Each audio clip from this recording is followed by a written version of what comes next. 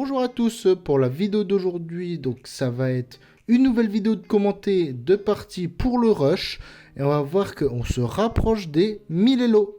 Alors pour cette première partie, donc on va voir que j'ai les blancs, que je joue à nouveau l'italienne comme je vous l'ai dit. Mon ouverture principale. Et on va voir que ça va être les coups classiques avec mon coup de fou E3 où j'adore mettre mes pions au centre. Et on va voir qu'il va faire une erreur rapidement puisqu'il va... Après l'échange de cavalier, je vais faire une attaque à découverte pour soit attaquer sa dame, soit pouvoir prendre en F7 et il ne le voit pas. Donc ça me permet de gagner sa dame et de rentrer avec mon cavalier. Lui va commencer à faire des échanges qu'il ne doit pas faire puisqu'il a une dame contre une tour en moins. On va voir que je vais réussir à rentrer avec ma dame à l'intérieur de son camp, ce qui va pouvoir me permettre de prendre tous ses pions. Et sur une dernière fourchette, il va abandonner. Donc pour cette deuxième partie, donc on va voir que j'ai noir, que j'affronte quelqu'un qui joue une italienne.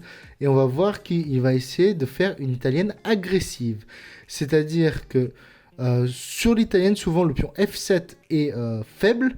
Et on va voir que là, il va essayer à tout prix de rentrer pour gagner un pion et pouvoir m'attaquer et peut-être me mater. Mais on va voir que sa série de coups me donne juste une pièce puisqu'il ne voit pas le coup cavalier G6 qui me protège de son échec dame.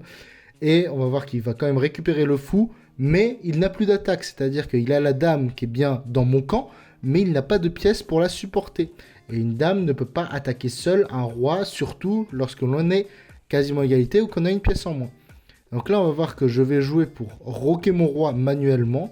C'est comme ça que l'on appelle lorsque l'on fait le rock, lorsque l'on rock seul. Et on va voir que là, je vais bientôt faire une erreur puisque je vais mal calculer avec un fou prend F5 où je pense que je gagne un pion, mais en fait, sa dame était protégée par son fou en C1.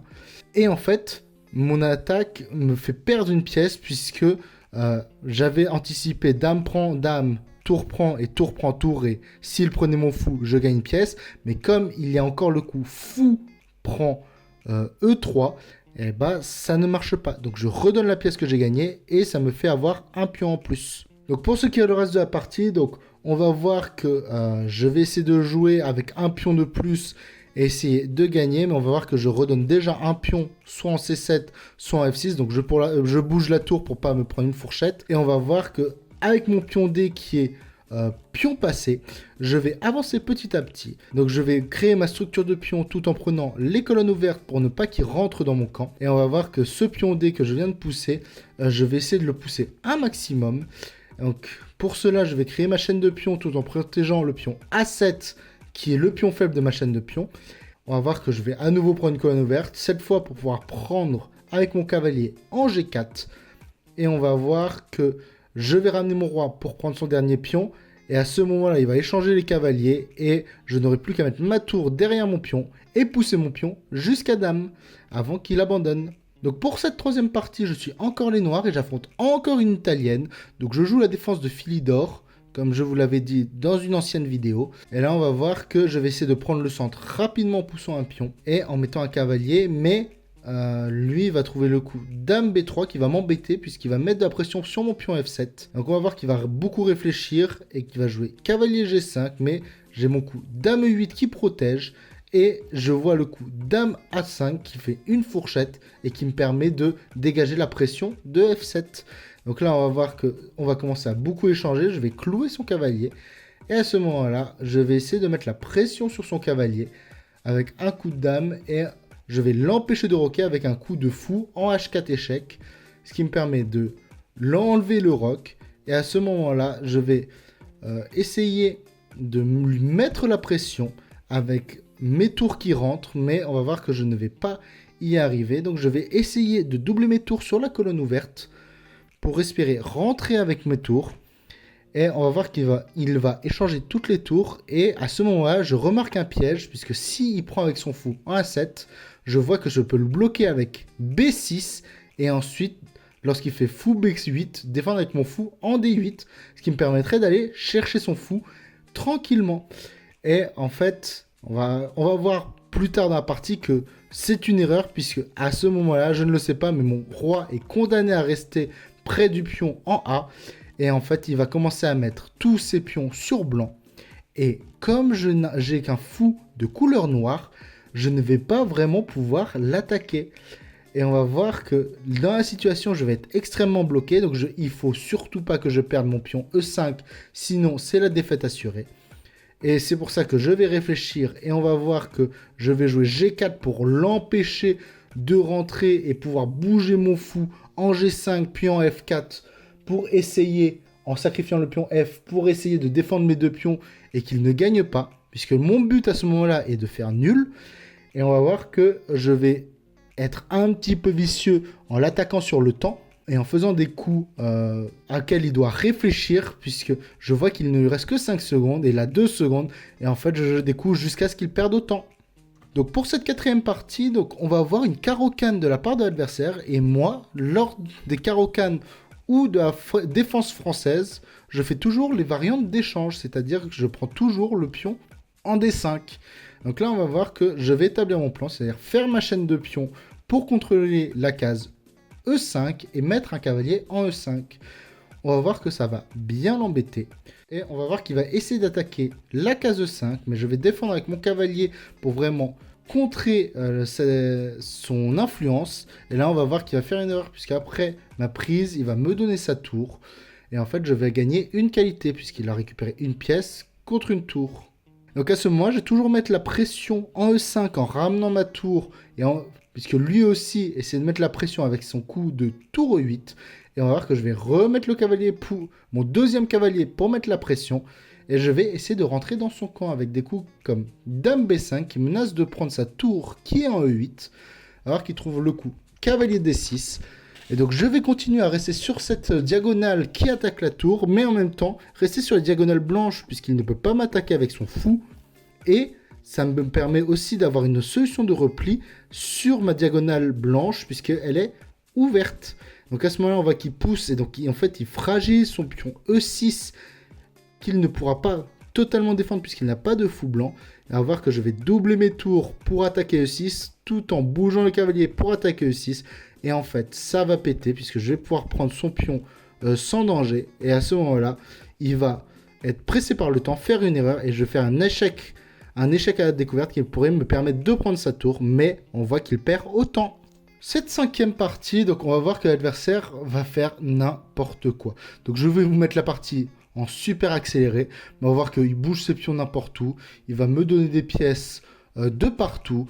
Et en fait, j'ai l'impression qu'il ne voulait pas vraiment jouer et qu'il était juste là pour donner ses pions et donner toutes ses pièces, puisque même ce genre de joueur, normalement, se situe plus aux alentours de 100 à 150 elo, où ils poussent juste les pions et mettent les pièces là où ils veulent. Pour quelqu'un qui est quasiment 1000 elo, on le voit que c'est qu'il recherche quelque chose, qu'il recherche à ne pas jouer et à juste pousser ses pièces pour pousser ses pièces et pour s'amuser, soit pour perdre des élos, soit pour faire autre chose, soit un défi comme moi, ou s'amuser à voir comment les gens jouent. Et donc, voici comment j'ai gagné la partie. Donc, pour cette dernière partie, alors, on voit que j'affronte un quasiment 900 elo, et on va voir qu'il va me faire une sicilienne, et il va me faire une sicilienne bizarre qui lui fait perdre un pion d'entrée, le pion D5. Et en fait, je fais une erreur en prenant avec du cavalier, puisque si j'avais pris avec la dame, à ce moment-là, il n'aurait pas pu prendre mon pion B2, puisque mon cavalier serait resté en C3. Et on voit que c'est la première erreur. Je vais même échanger les dames, et on va voir que nous sommes égalité au niveau matériel. Et je vais essayer d'échanger mon cavalier contre son fou pour enlever sa paire de fous. Donc on voit que je réussis. Et à ce moment-là, bon, je vais appliquer les principes de base en prenant les colonnes. Lorsque vous prenez une colonne et que votre adversaire prend la colonne aussi avec sa tour, il ne faut surtout pas prendre, parce que si on prend sa tour et qu'il reprend de sa tour, à ce moment-là, on n'a aucun moyen de contrôler la colonne. Et en fait, c'est comme si on lui donnait la colonne. C'est pour ça que lorsque vous voyez des tours doublés sur les dernières rangées de chaque côté qui essaye de prendre les colonnes, il faut toujours rester dans cette position de neutralité sans prendre, puisque le premier qui prend perd la colonne, et perdre la colonne peut faire perdre une partie. Donc là, on voit qu'il échange même ses cavaliers, donc on se retrouve avec des fous de couleurs opposées. C'est non pas ingagnable, mais c'est très dur à gagner, surtout lorsqu'il reste des pièces. Et donc on va voir que on se lance dans une finale où je ne prends pas la colonne puisque j'avais vu des petites menaces, mais il me la redonne tout de suite. Et je vais m'y engouffrer. Et en fait, je vais faire un plan en essayant d'attaquer ces pions qui sont sur case blanche, puisque avec un fou de couleur noire, il ne peut pas attaquer, il ne peut pas défendre ces pions de couleur blanche. Et on va voir que je vais essayer de le piéger en le bloquant avec mes pions, en avançant le plus possible. Et là, on va voir que je vais déjà réussir à enlever ces pions qui étaient liés sur la ligne A et B. Et on va voir que je vais mettre la pression sur son pion F7, puisque c'est le seul pion qui est de couleur blanche et qui est clouable par rapport au roi. Donc on voit que je le cloue avec ma tour à ce moment-là et je le clouais avec le fou avant. Et là, je vais essayer de mettre en place une stratégie où je vais essayer de faire perdre le pion, enlever le pion G6, puisque là, il ne peut pas vraiment l'enlever. Et après avoir enlevé le pion G6, je vais vouloir pousser G6 avec mon pion G, puisque il ne pourra pas prendre, et ça mettrait une troisième pression sur le pion F, qui me permettra de prendre et qui me permettra de gagner la partie. Donc on va voir que je vais essayer de respecter ce plan. Alors lui, on voit qu'il est complètement bloqué. Et on voit que je pousse le pion, je prends le pion, et on voit qu'il fait échec pour m'empêcher, mais là, je reviens avec mon roi en F5 pour protéger G6, qu'il ne puisse pas prendre avec le roi. Et on va voir que G6 est un très beau coup, puisqu'il ne peut rien faire. On voit qu'il bouge son fou, je prends avec le pion, et à partir de ce moment-là, je vais essayer de revenir. Là, il aurait peut-être dû sacrifier sa tour contre mon pion, mais il ne le fait pas, et je vais le mater. Merci d'avoir regardé cette vidéo. Alors c'est un nouveau rush commenté que je vous propose. La prochaine vidéo sera aussi un rush, mais cette fois c'est un rush pour potentiellement atteindre les 1000 Elo.